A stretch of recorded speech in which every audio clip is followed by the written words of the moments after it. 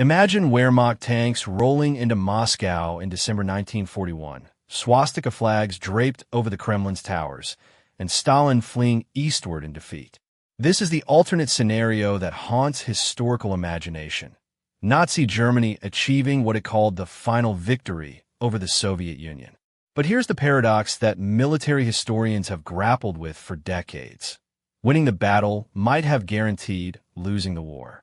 The Third Reich's conquest of the USSR would have created an empire so vast, so logistically impossible, and so fundamentally unsustainable that it would have collapsed under its own grotesque weight.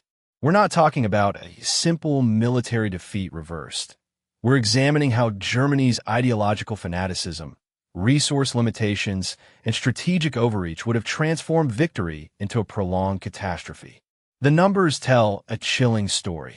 Controlling a territory spanning 11 time zones with finite manpower, facing partisan warfare across millions of square kilometers, and managing an economy built on slave labor and plunder rather than sustainable production. Let's establish the foundation of this analysis with cold historical facts. By 1941, Germany's entire war machine operated on borrowed time and stolen resources.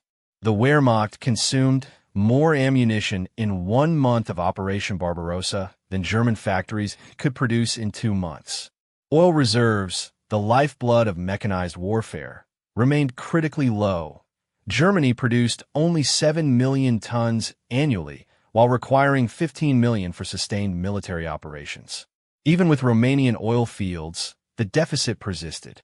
Now project this scenario forward.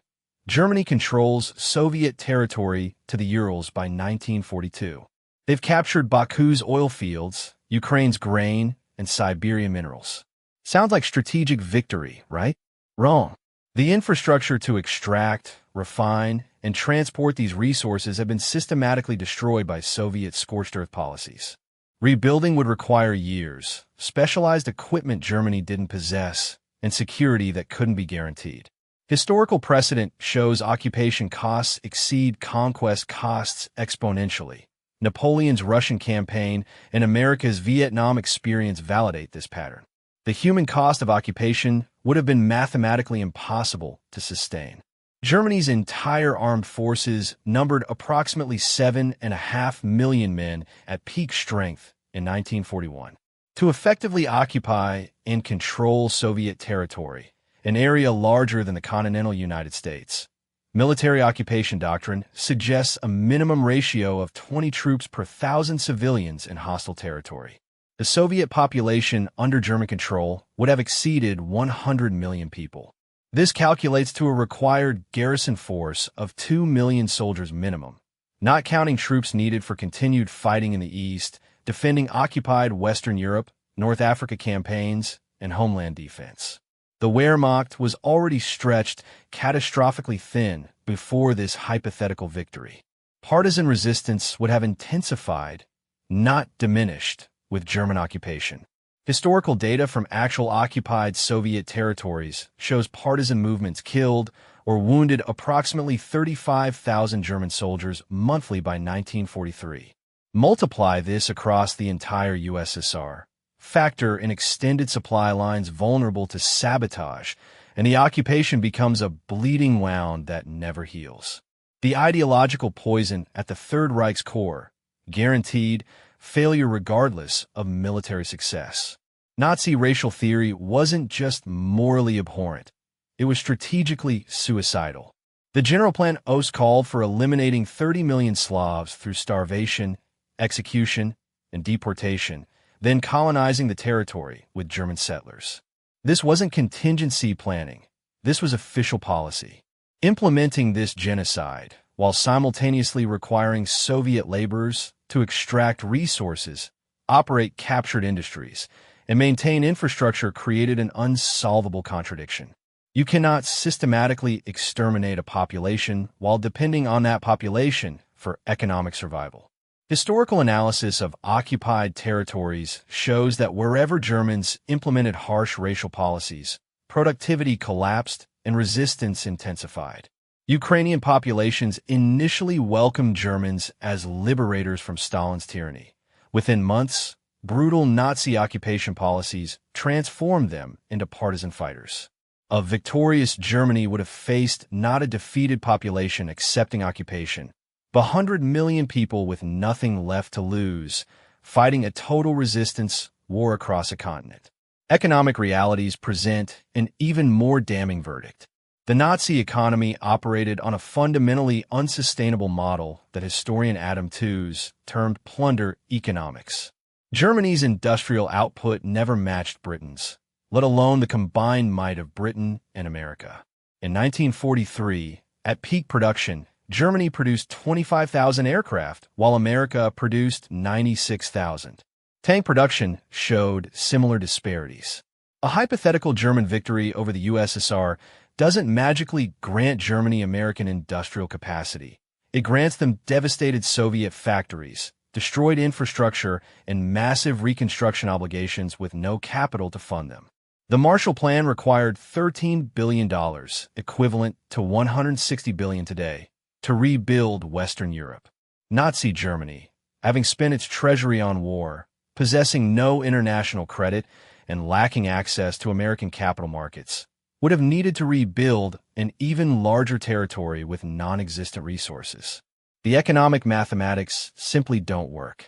Occupation costs, reconstruction needs, continued military expenditure, and partisan warfare expenses would have bankrupted the Reich within years, creating economic collapse that precipitates political disintegration. The technological and industrial race presents another insurmountable barrier. Germany's temporary technological advantages in 1941, better tanks, tactical coordination, veteran troops, would have evaporated against Anglo-American industrial and scientific supremacy. The Manhattan Project proceeded regardless of events in Russia, and by 1945, America possessed atomic weapons. Britain's radar development, code-breaking capabilities at Bletchley Park, and advances in jet propulsion continued independently.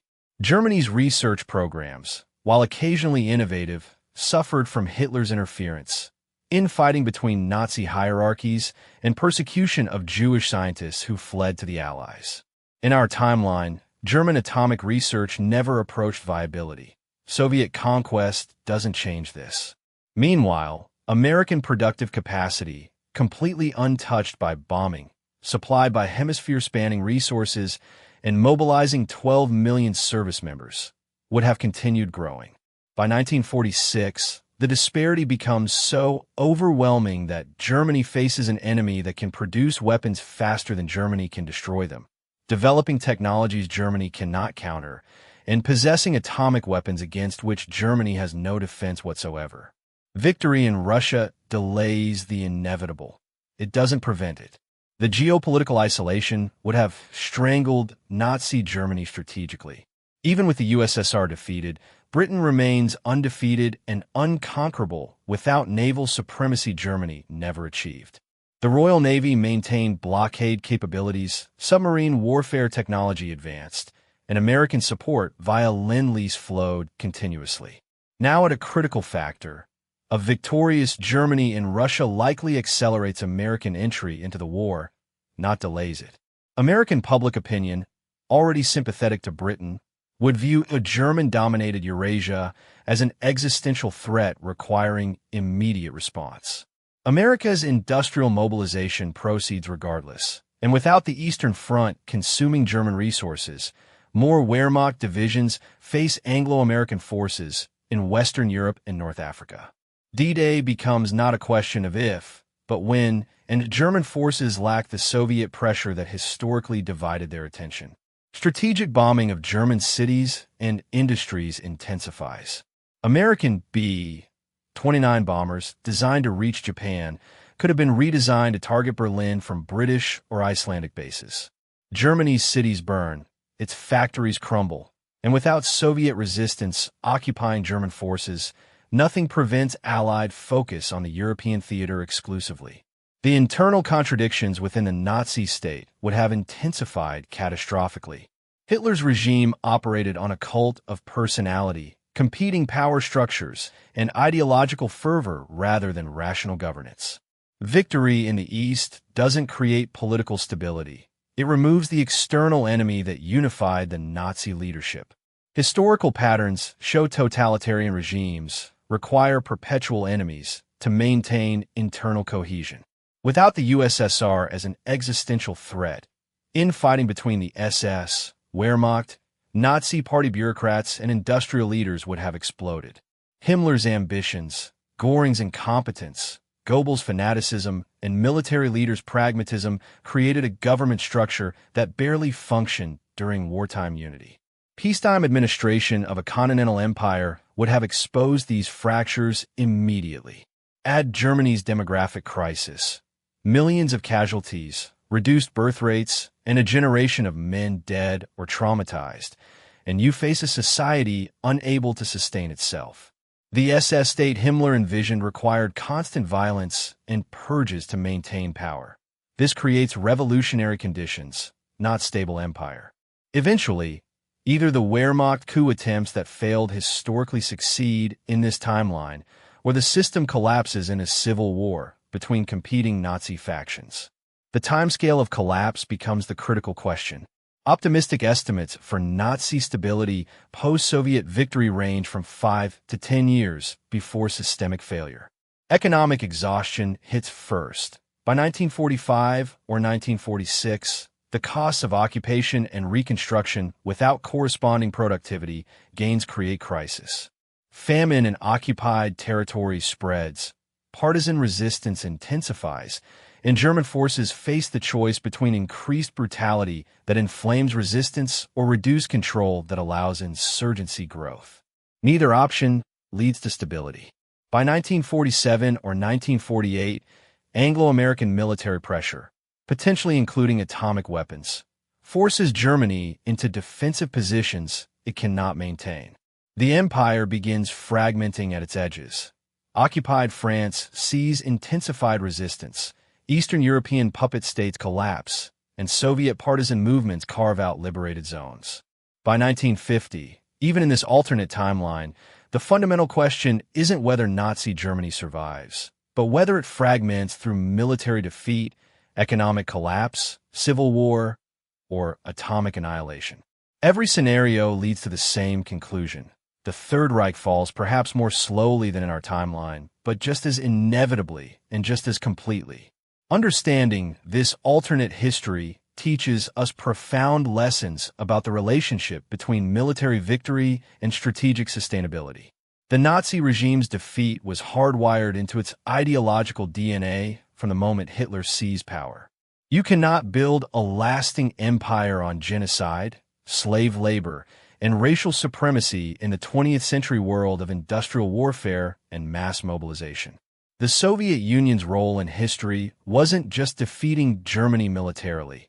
It was accelerating the inevitable collapse of an unsustainable system.